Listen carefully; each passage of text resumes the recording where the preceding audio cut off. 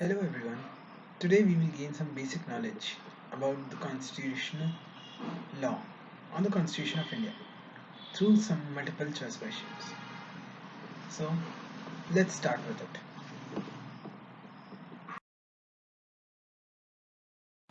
The first question is, which of the following statements are correct? Statement 1. In India, constitutional remedies under Article 32 are available only in the case of fundamental rights and not in a case of rights granted under some other provisions of the Constitution. Statement 2. Both the Supreme Court and the High Courts can issue writs for the purpose of implementing the fundamental rights. The options are A. Only first statement is correct. B. Only second statement is correct. C. First and second statement are correct. And D. Neither one nor the second statement is correct. The correct answer to this question is option C. That is, both first and second statement are correct. The next question is, consider the following statement and choose the correct ones. Statement 1. Article 301 is related to property rights. Statement 2. The right to property is a legal right but not a fundamental right. And third statement. Article 300A was incorporated by Congress government and the Centre by the 44th Constitutional Amendment. Options are A. The only second statement is correct. B. Second and third statement are correct. C. First and third statement are correct. And D. First, second, and third statement are correct. The correct answer to this question is option A, that is only second statement. That is, the right to property is a legal right but not a fundamental right, is correct. And all first and third statement are wrong. The next question is, the principle of basic structure of Indian Constitution is which of the following? Options are A. Some features of the Constitution are so important that they cannot be dismissed. Option B. Fundamental rights cannot be decreased or cancelled. Option C. Without the procedure laid down in Article 368, the Constitution cannot be amended. And option 4. The preamble of the Constitution cannot be amended as it is not a part of the Constitution. The correct answer to this question is option E. That is, some features of the Constitution are so important that they cannot be dismissed. This is the basic principle of the Indian Constitution. The next question is, consider the following statement and decide which among the above situations affect the fundamental rights of the Indian citizen. First, financial emergency. Second, national emergency. C, martial laws. Options are A, the first is correct. B, the second is correct. C, the second and third are correct. And D, first, second, and third are correct. The correct answer to this question is option C. That is, only second and third. That is, national emergency and martial laws affect the situation of the fundamental rights of the Indian citizen. The next question is, the ninth schedule of the Indian Constitution was complied in which amendment?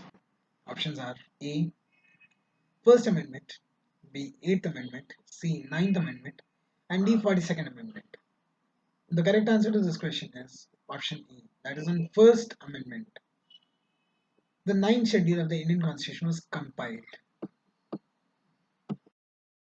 The next question is, consider the following statements related to exception of fundamental rights and choose the correct ones.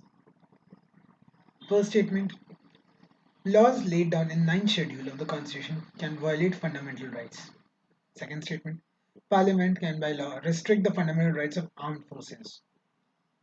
Third, in order to give effect to the principles directed under the Article 39B and 39C, laws cannot be declared unconstitutional even if they violate any fundamental right. The options are A, first and second statement are correct. B, first and third statement are correct. C, the only second statement is correct. Or D, only third statement is correct. The correct answer to this question is option E. That is, Only first and second statement are correct. The next question is consider the following statements related to fundamental rights and choose the correct ones.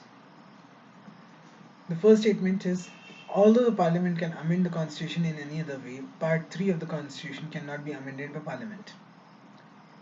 Second, all fundamental rights apply only against the actions of the state, not the private individuals. Third, all fundamental rights are negative in nature, that is, they ban actions. Options are A, only first statement is correct, B, only second statement is correct, C, first and third statement are correct, and D, none of the above. The correct answer to this question is option D, that is, none of the above statements are correct regarding the fundamental rights of the citizen. The next question is in which of the following cases principles of basic structure was used as a Supreme Court to disable the provisions of the Constitutional Amendment Act? First, Keshwananda Bharati vs. State of Kerala. Second, Minerva Mills vs. Union of India. Third, Supreme Court Advocates on Record Association case. And fourth, Goloknath vs. State of Punjab. The options are A, the first case is correct, B, first and second statement are correct, C, second and third statement are correct, and D, all the above, that is 1, 2, 3, and 4 statement are correct. Correct answer to this question is option B, that is the first and the second case is correct, and these cases talks about principles of basic structure and fundamental right of a person. The next question is which of the following comes under the jurisdiction of both the High Court and the Supreme Court? Options are A, dispute between state and central government, B, dispute between states, C, protection of fundamental rights, or D, dispute on interstate rivers. The correct answer to this question is option C, that is protection of fundamental right comes under the jurisdiction of both High Court and Supreme Court. The next question is choose the correct statement from the following. The first statement is under the 76th Amendment to the Constitution of India, the provision of free and compulsory education to children in the age group of 6 to 14 years of state was a fundamental right. Second statement, under the Sarv Shiksha Abhiyan, there is a provision to provide computer education even to rural areas. Third statement, education was included in the concurrent list by 42nd Amendment 1976 of the Constitution of India. The options are A, first, second, and third statement are correct. B, only first and second statement are correct. C, the second and the third statement are correct. And D, only first and third statement are correct.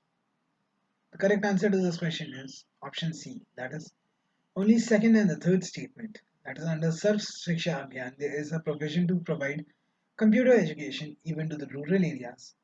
And education was included in the concurrent list by 42nd Amendment 1976 of the Constitution of India is correct. The next question is which of the following statements are incorrect?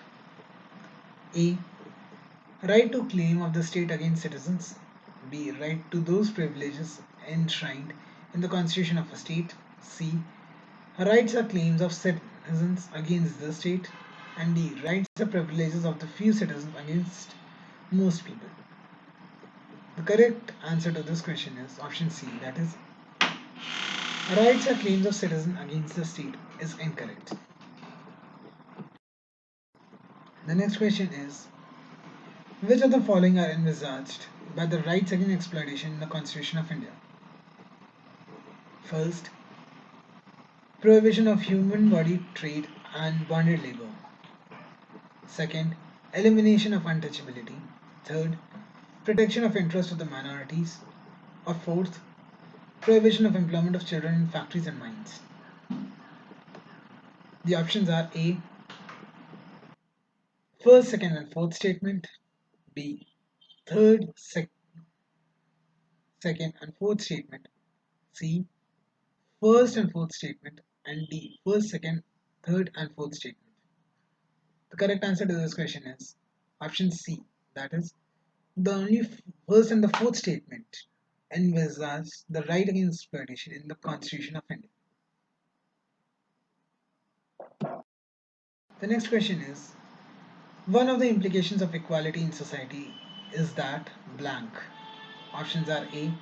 Lack of privileges, B. Lack of barriers, C. Lack of competition, or D. Lack of ideology. The correct answer to this question is option A, that is lack of privileges, is the implication of equality in society. The next question is, the right to privacy is protected as an integral part of the right to life and personal liberty. Which one of the following statement in the Constitution of India is interpreted correctly and appropriately? Options are A. Provision under Article 14 and 42nd Amendment of the Constitution. B. Directive principle of the state policy as given in the Article 17 and Part 4. C. The freedom guaranteed in Article 21 and Part 3. And option D. Provisions under Article 24, that is 44th Amendment of the Constitution. The correct answer to this question is option C, that is the freedom guaranteed in Article 21 and the Part 3.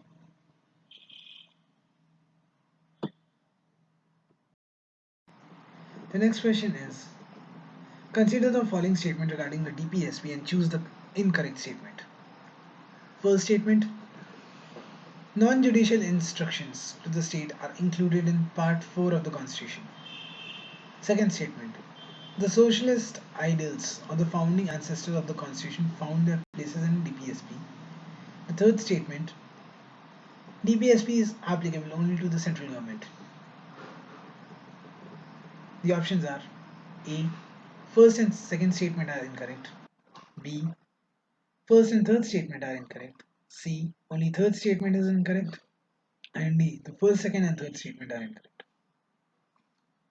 The correct answer to this question is option C. That is only third statement. That is DPSP is applicable to central government is incorrect. According to Article 36, which of the following bodies can be expected to follow the DPSP? First, union and state executive organs. Second, union and state legislative bodies. Third, local self-government. Or fourth, LIC. The options are first and second body, B, second and third body, C, first, second, and third body, or D, first, second, third, and fourth body. The correct answer to this question is option D, that is all of the above. That is union and state executive organ, union and state legislative bodies, local self-government, and LIC can be expected to follow the DPSP. The next question is, which of the following instructions are covered under Article 51E? First, international peace and security. Second, friendly relations between states. Third, encouraging settlement of the international disputes by arbitration. Or fourth, promotion of disarmament. Options are first, A, first and second, B, second and third, C, first, second, and third, and D, first, second, third, and fourth. The correct answer to this question is option C, that is first, second, and third, that is international peace, security, friendly relation, and encouraging settlement of the international dispute by arbitration are covered by Article 51A. The last question is, the Uniform Civil Code is the proposal to change the personal laws that are based on various texts and customs of each major religious community in India, in which there will be common personal governing every citizen. In which of the following cases is the Uniform Civil Code not related? Options are A, marriage, B, inheritance, C, maintenance, or D, defamation. The correct answer to this question is option D, that is in defamation, Uniform Civil Code is not related and is not used.